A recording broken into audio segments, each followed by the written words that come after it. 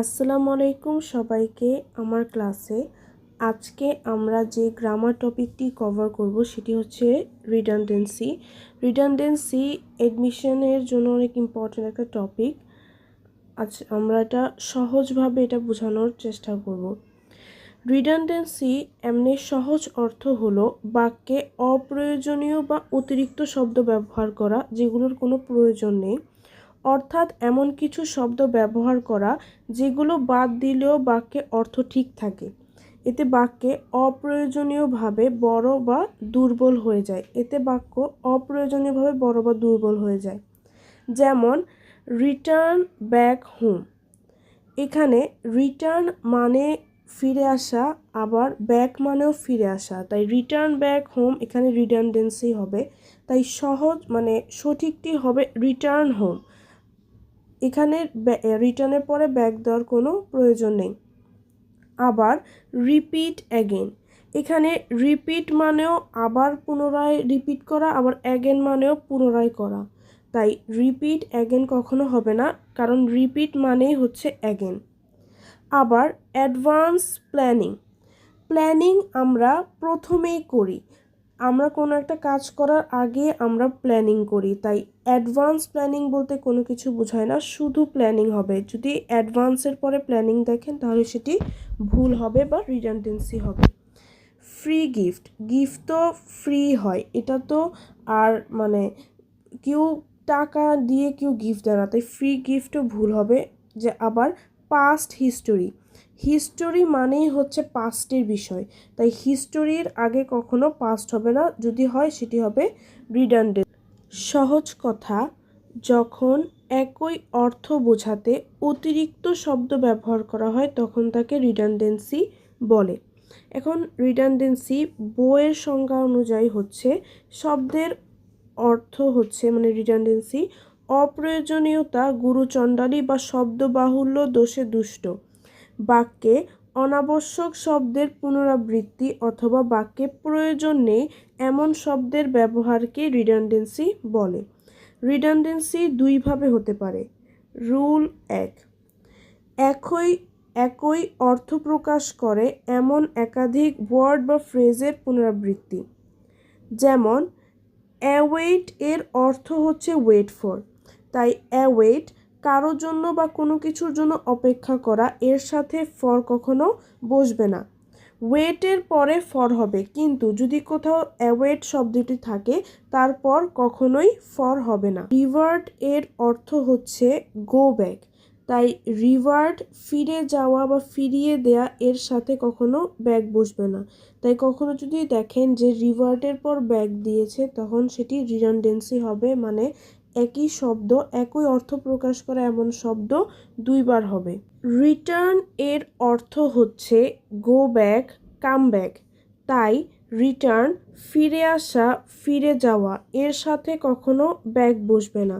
যদি দেখেন রিটার্নের পরে ব্যাক বসেছে তাহলে সেটি রিডান্ডেন্সি হবে, কারণ রিটার্ন মানেও ফিরে আসা, ব্যাক মানেও ফিরে আসা, তাই রিটার্নের পর কখনো ব্যাক হবে না।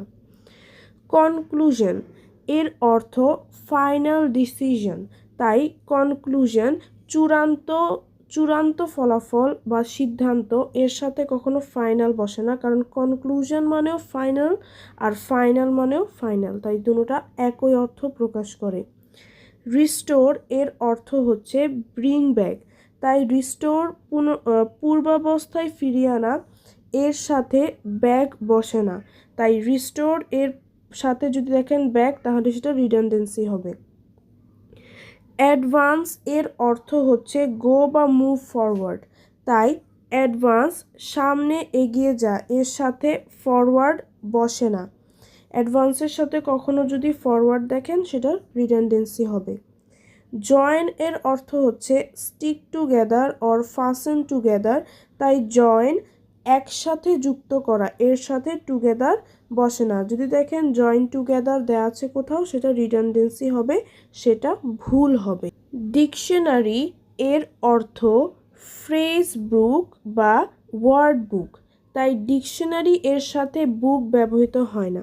ডিকশনারি এটি একটি বইয়ের নাম, তাই ডিকশনারির সাথে কখনো বুক ব্যবহৃত হবে না। ইনোভেশন এর অর্থ the use of a new idea or a method. তাই ইনোভেশনের সাথে কখনো নিউ হবে না, কারণ ইনোভেশন মানেই হচ্ছে একটি নতুন আইডিয়া, নতুন। তাই এই ইনোভেশনের সাথে কখনো নিউ হবে না, new innovation is wrong. Matinee এর অর্থ হচ্ছে performance afternoon of a play or a film show of a film or movie. Matinee এটা মানেই হচ্ছে মুভি অথবা film.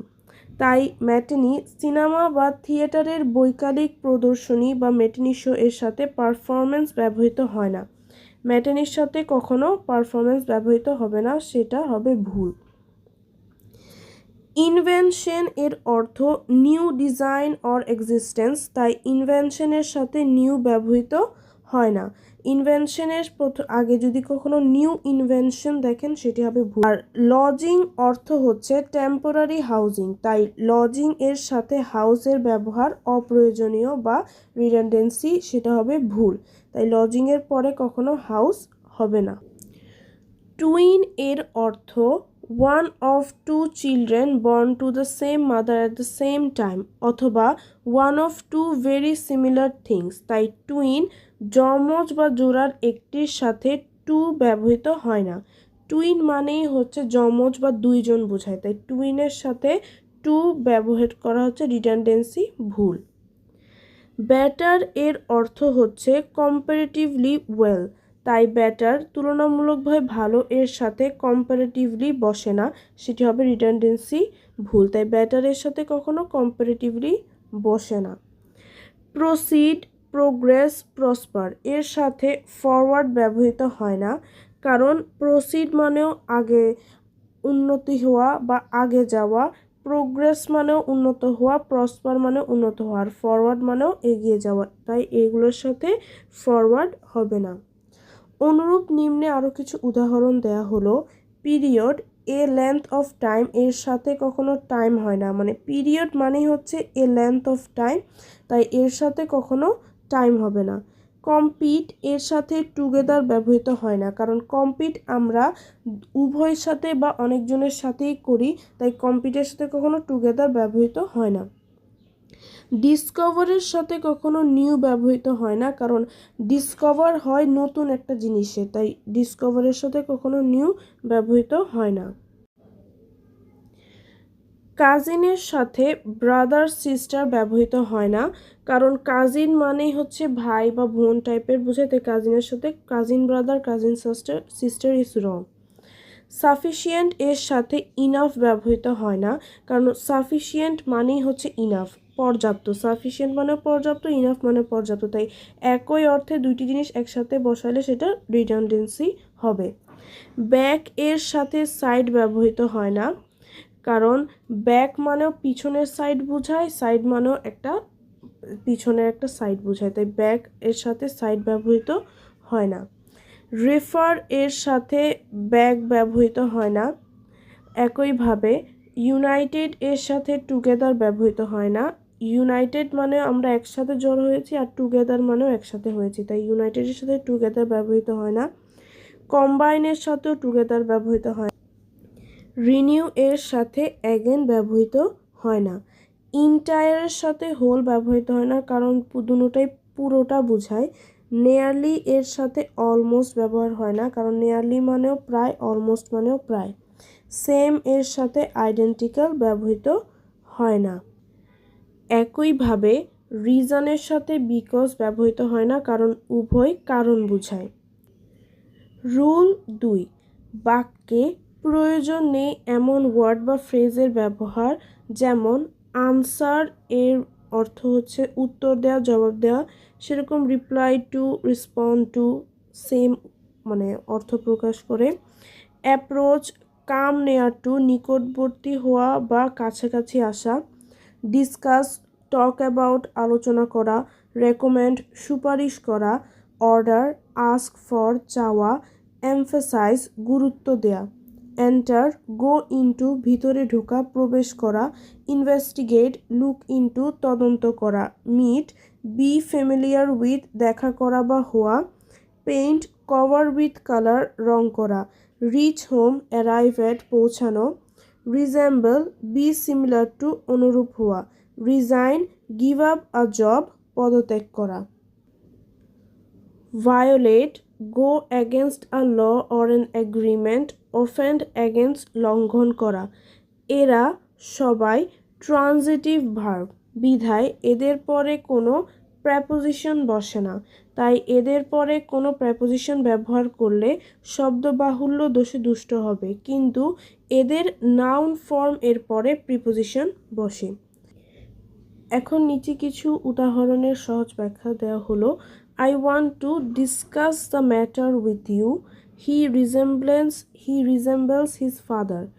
I have a discussion. এখানে ডিসকাস এর পরে যেহেতু এটা ট্রানজিটিভ ভার্ব এর পরে কোনো প্রিপোজিশন হবে না, সেম রিজেম্বলেন্সের পরেও কোনো প্রিপোজিশন হবে না, কিন্তু এদের নাউন ফর্ম যেমন I have a discussion about, এই ডিসকাশনটা হচ্ছে নাউন ফর্ম, এটার ভার্ব ফর্ম হচ্ছে ডিসকাস, তাই এটার পরে প্রিপোজিশন হলে এটা ঠিক আছে। একইভাবে প্লিজ আনসার মাই কোয়েশ্চেন, এটার পরেও কোনো এটা যেহেতু ট্রানজিটিভ ভার্ব এটার পরেও কোনো প্রিপোজিশন হবে না, কিন্তু the two brother shows resemblance to, এই রিজেম্বলস হচ্ছে রিজেম্বল ভার্বের নাউন ফর্ম, তাই রিজেম্বলেন্সের পরে প্রিপোজিশন টু হবে। His answer to my question, এখানে এটি নাউন হিসেবে ব্যবহৃত হয়েছে, তাই হিজ আনসার তার উত্তরটি, তাই এখানে এটার পরে প্রিপোজিশনটা ভুল হবে না, ঠিক হবে।